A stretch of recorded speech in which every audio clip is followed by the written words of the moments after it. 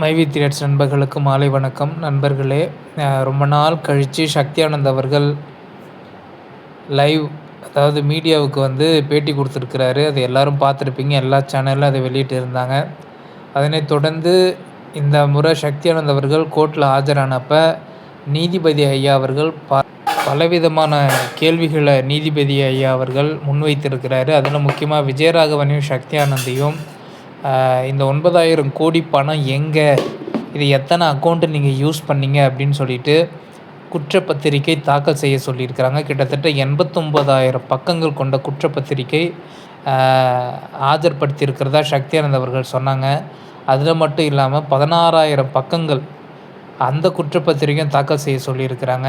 ஏன்னா இந்த 2 குற்றப்பத்திரிக்கையும் கிட்டத்தட்ட பல கோடி ரூபாய் பணம் வந்து கைமாறி இருக்குது. அது முக்கியமாக வெளிநாடுகளுக்கு இந்த பணத்தை வந்து மாற்றிருக்கிறதா வந்து தகவல் கிடச்சிருக்கு.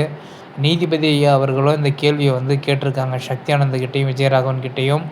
9,000 கிட்டத்தட்ட 16 லட்சம் உறுப்பினர்கள் கொண்ட இந்த கம்பெனியை நீங்கள் எப்படி இந்த ஒரே ஒரு அக்கௌண்ட்டை நீங்கள் கரெக்டாக ஒரு அக்கௌண்ட் வச்சு மெயின்டைன் பண்ணாமல் எப்படி நீங்கள் பல அக்கௌண்ட் வச்சு மெயின்டைன் பண்ணீங்க, எங்கே போச்சு இந்த 9,000 கோடி அப்படின்னு சொல்லிட்டு பலவிதமான கேள்விகளை கேட்டிருக்காங்க.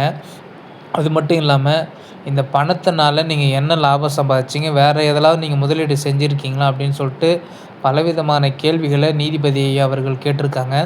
அது மட்டும் இல்லாமல் விஜயராகவன் பேரில் இருக்கிற சொத்தையும் சக்தி ஆனந்த் பேரில் இருக்கிற இவங்க 2 பேருடைய சொத்தையும் பறிமுதல் செய்யணும், அதற்கான சட்டப்படி நடவடிக்கைகள் எடுக்கணும் அப்படின்னு சொல்லிட்டு அரசாங்க லாயருக்கு வந்து நோட்டீஸ் அனுப்பிச்சிருக்காங்க கோர்ட் வந்து.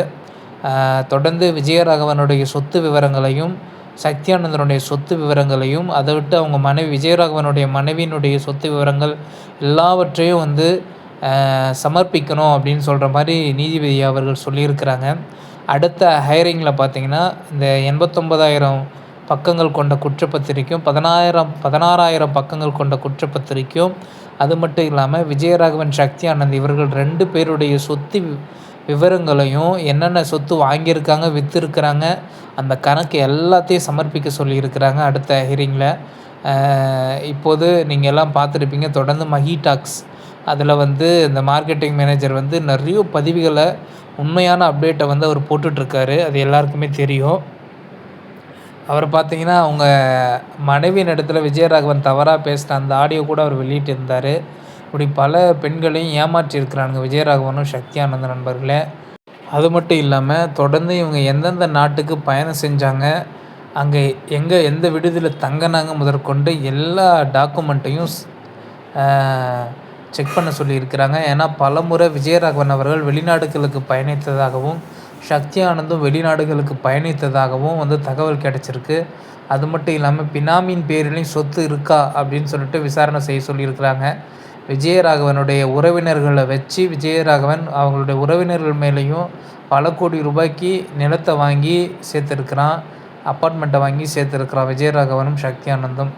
அதனால் நீதிபதி அவர்கள் அடுத்த முறை பலவிதமான கேள்விகளோடு அடுத்த என்கொயரி இருக்கும் அப்படின்னு சொல்கிற மாதிரி சொல்லியிருக்கிறாரு.